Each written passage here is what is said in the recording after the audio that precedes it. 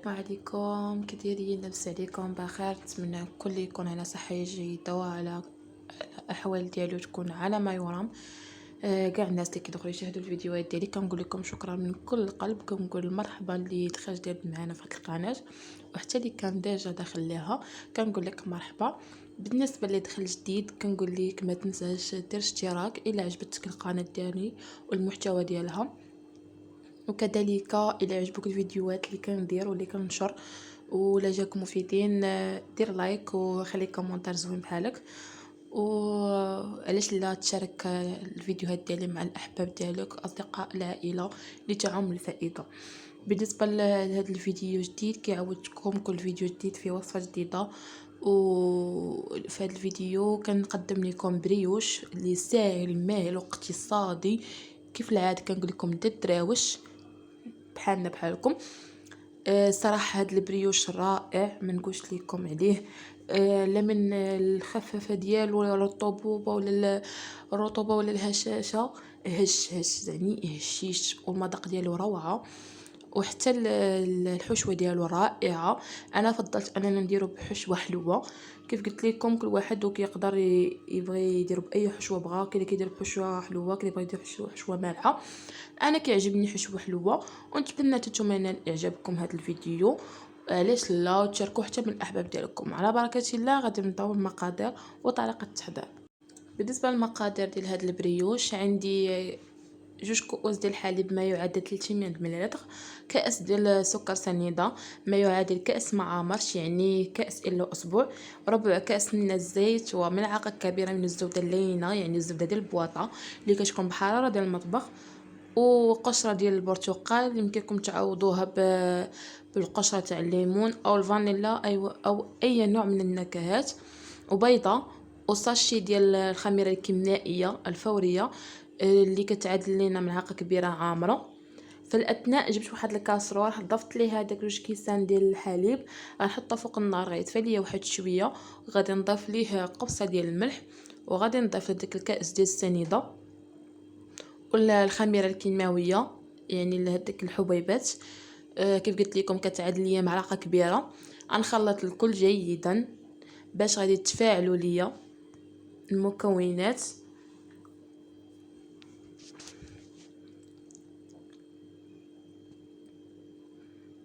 وغادي نجيب واحد الغطاء البلاستيكي اللي غنغطي به هذا الاناء ديالي باش نخلي الخميره ديالي تفاعل ليا مع الحليب الدافئ والسكر سنيده باش دغيا يذوب لينا ودغيا يتخمر لينا البيوش تاعنا.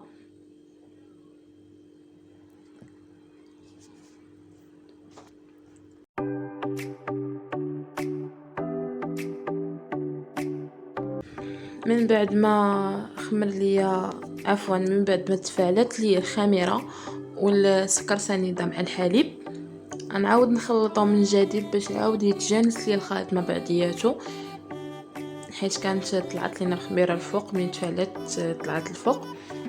غادي نضيف دابا في هذا الاثناء غادي نضيف بيضه كامله وربع كاس من الزيت، وغنعاود نخلط الخليط ديالي، وعاد غادي نضيف ليه قشره ديال البرتقال.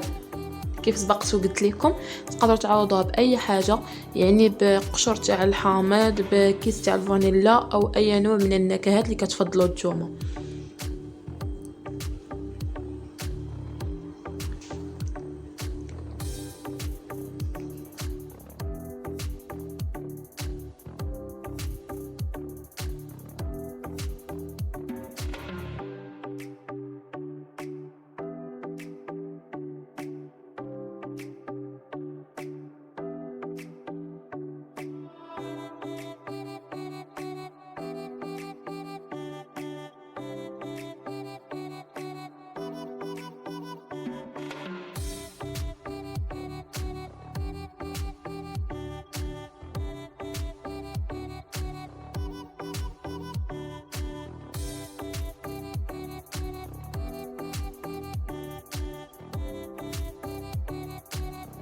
في هاد الاحيان غادي نضيف الدقيق ديالي اللي كنت سبقت ليا وغربلته.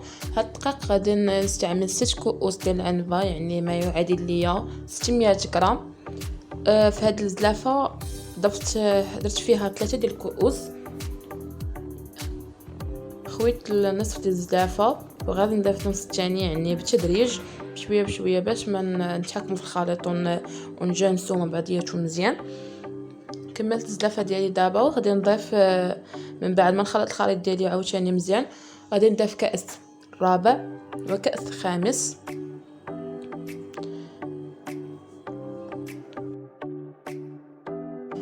دابا غادي نحيد الفوي ديالي باش نقدر نتحكم في الخليط. غادي نضيف كاس الرابع كيف قلت لكم وكاس الخامس وغادي نبدا نخلط الخليط ديالي باليد ديالي باش نتحكم فيه وغنخلطو غير بالاطراف ديال الاصابع تاعي يعني ما غاديش ندخل يدي كامله غير الاطراف ديال الاصابع ديالي. وغادي نخلط العجين ديالي عفوا الخليط ديالي باش نحصل على عجين كيكون متجانس ومتماسك وما يكونش قاصح يعني غيكون رطب. تلاحظوا من بعد ما غادي نجمعو غادي يبقى يتلصق في اليد ديالي. دابا ضفت الكاس السادس هو الكاس الاخير اللي غادي نجمع به هذا العجين ديالي كي قلت لكم بالاطراف الاصابع ماشي اليد كامله. غادي نجمع الحواف دابا ديال الاناء وغادي ندخلهم في العجين تنحصل على العجين اللي بغيت يعني ما يكونش قاصح وما يكونش رطب. انا خدت لي الخليط ديالي خدا لي 6 كؤوس اللي كيف ما قلت لكم قاعده 600 غرام. عاوتاني كيبقى على حساب الدقيق يقدر ياخذ لكم 6 كؤوس يقدر ياخذ لكم اكثر يقدر ياخذ لكم غير 6 كؤوس زائد ملعقتين او 3 معالق. في هذا الاثناء غادي نجمع الخليط وغادي نزولو من الاناء ديالو.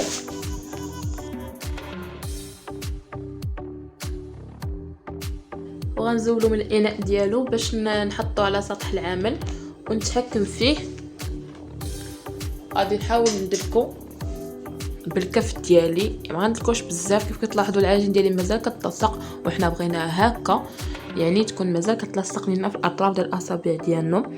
غادي نضيف الملعقه الكبيره من الزبده اللينه كيف قلت لكم الزبده ديال البواطه تقدروا تستعملوها. هنايا راه بالحراره ديال المطبخ اللي قدرت انني نسرحها في العجين ديالي بواحد بكل سهوله. وغادي ندخل هذيك الملعقه ديال الزبده كامله غندخلها في العجين ديالي حتى نحس بها انها جمعت لي داك العجين وفي الوقت كتزيد ترخي لنا العجين ديالنا يعني كتزيد تعطي واحد الرطوبه.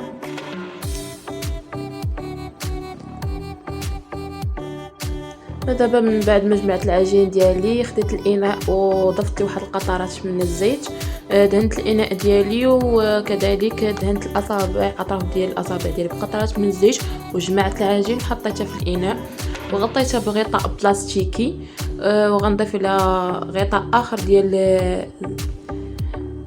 شي سربيته او زيف اللي كيكون نقي وتكون كذلك شويه سخون على حسب هذا الجو بارد. وغنخليها ترتاح ليا وغادي تخمر وتضاعف. هنايا من بعد ما خمرت لي كي كتشوفوا ضاعفت لي الحجم ديالها. دابا غنحطها على سطح العمل وغادي نحاول نزول منها هذاك الهواء. غنجمع الاطراف ديال العجين ديالي باش يتزول منها هذاك الهواء. كي كتشوفوا انا كل ما كنهز العجين ديالي كل ما هي كطيح بواحد السهوله وكطيح يعني لينه وهكا بغيناها باش غادي تساعدنا في الشكل ديالها باش نشكلوها. كي كتشوفوا داك الهواء كنحيدو فيه دابا.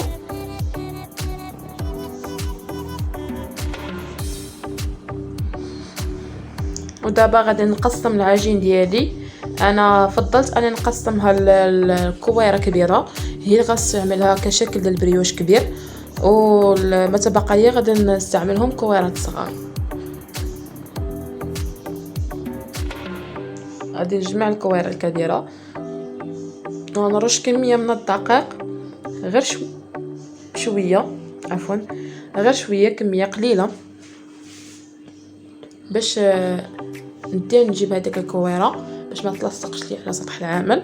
واخا كاينه ما كتلصقش غير باش نتفاداو اي شي حاجه اللي غتخليها تلصق لينا مع سطح العمل. كيف قلت لكم كميه قليله من الدقيق.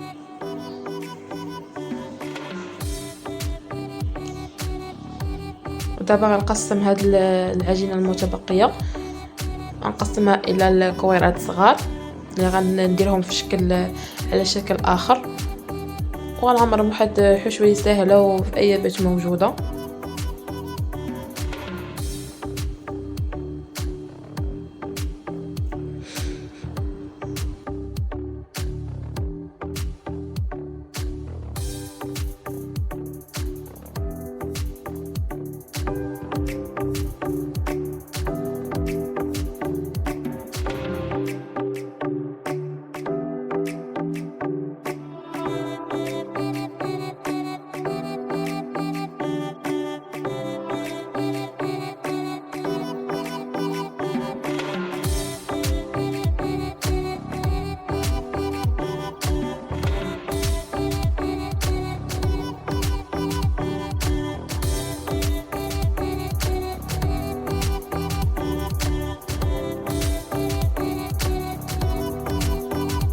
ودابا خديت داك الكويرات ديال العجين ديالي، غطيتها بواحد البلاستيك غذائي، وغطيتها كذلك بواحد التربيته باش ترتاح ليا. وفي الاثناء خديت ديك الكويره الكبيره من بعد ما ارتاحت ليا مزيان، غنسرحها على شكل مستطيل.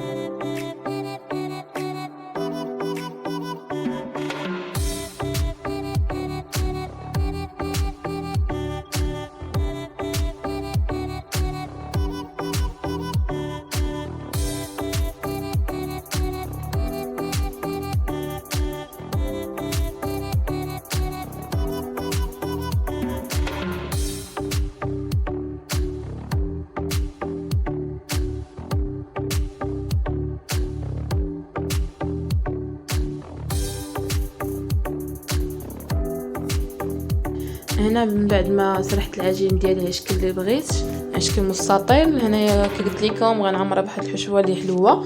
الحشوه كتميز بواحد المكسرات. هنا خديت واحد البيمو، تقدروا تستعملوا اي بيمو بغيتو، انا استعملت هذاك الايو، قطعته الى قطع صغيره.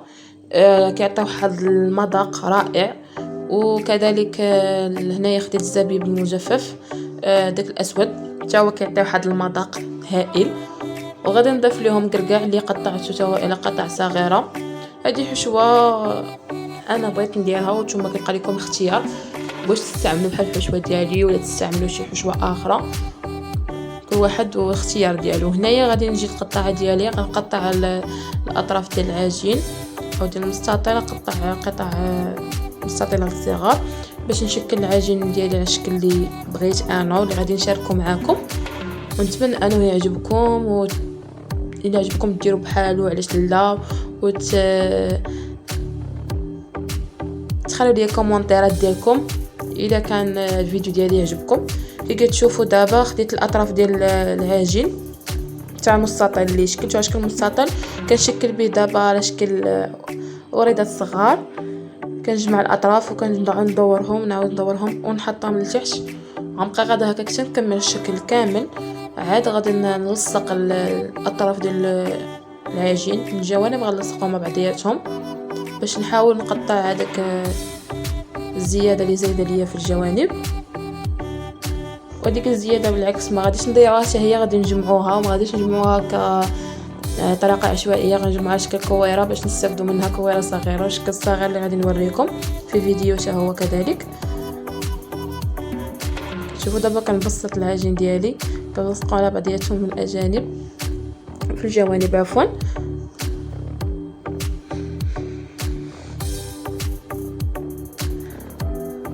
غنجيب داك القطعه ديالي وغنقطع الحواف كي كتشوفوا.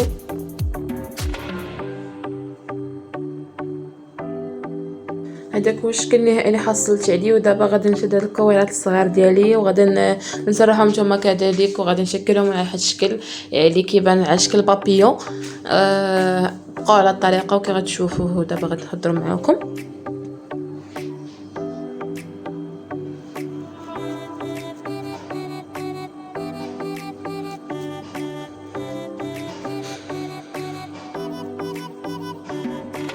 غنقطع الطرف الاخير من هذاك المستطيل. كتعرف شكل المستطيل، غنقطع الطرف الاخير وغادي نحط الحشوه ديالي. انا استعملت فيها الكونفيتور ديال الفريز، كل واحد كيستعمل الكونفيتور اللي كيبغي. انا كان متوفر عندي في البيت واستعملته هو. هذه حشوه اختياريه غير باش ما بغيتش نخليها دوك فارغين وما بغيتش كذلك نضيعهم. غادي نحط الحشوه ديالي الفوق ملعقه صغيره من الكونفيتور، غادي نبسط هذاك العجين ديالي، غادي نجمعو، غادي نبسطو من الجوانب، غادي نجمع من الجوانب التحتانيين على شكل بابيون. غادي نحزم عليه بهذيك القطعه اللي قطعت معاكم، غنحزم عليها شكل بابيون. كذلك غنقرصها من التحت باش ما تبقاش باينه ليا، وغادي نبسطها باش تبقى عجينه متوحده.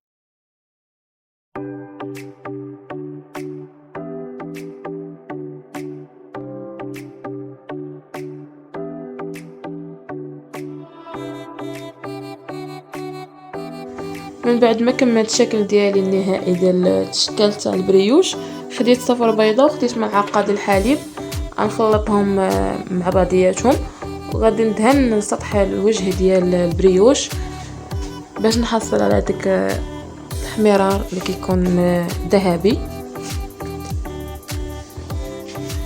غندهن البريوشه الكبيره وعاد غندهن هذوك الصغيورين.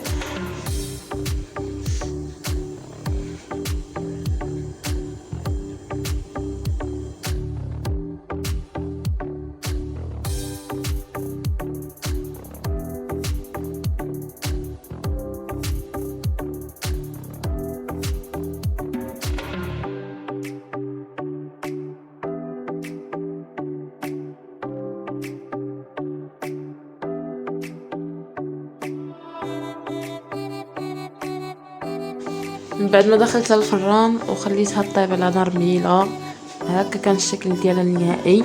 كي كتشوفوا دابا كنضغط على البريوش ديالو وكيعاود يطلع ليا. هنا كيكون بريوش ناجح لكم 100%. هانتوما خديت هذا الشكل الصغير اللي كيكون كشكل بابيو كيطلع ليا. صراحه جا زوين بزاف، والبنه حتى هو كذلك في البنه لا في الحشو ولا في اي حاجه، جا رائع. هنا غادي نقطع معكم هذاك البريوش الكبيره اللي كنت عمرتها بداك الحشو ديال القرقاع والزبيب والبيمو او البسكوي. كي كتشوفوا هو الشكل ديالها صراحه هائل، والمذاق حتى هو رائع. كيبان لك هذاك المكسرات هكا والبريوش كي كتوركي عليه وكيطلع كيكون صادق 100%. هانتوما عاوتاني نتمنى ان الوصفه ديال اليوم تعجبكم وتنال الاعجاب ديال جميع المشاهدين، وكذلك الى عجبتكم ما تنساوش تخلوا لي التعليق ديالكم زوين وجام، وتبارطاجيو هذا الفيديو مع الناس والعائلات ديالكم. علاش لا؟ واللي اول مره دخل القناه ديالي وشرفها كنتمنى انه يدير لي ابوني ويفعل الجرس باش يوصلوا كل جديد. بارطاجيو مع العائلات اللي تعهم الفائده. اتمنى لكم يوم سعيد، الى فيديو اخر ان شاء الله.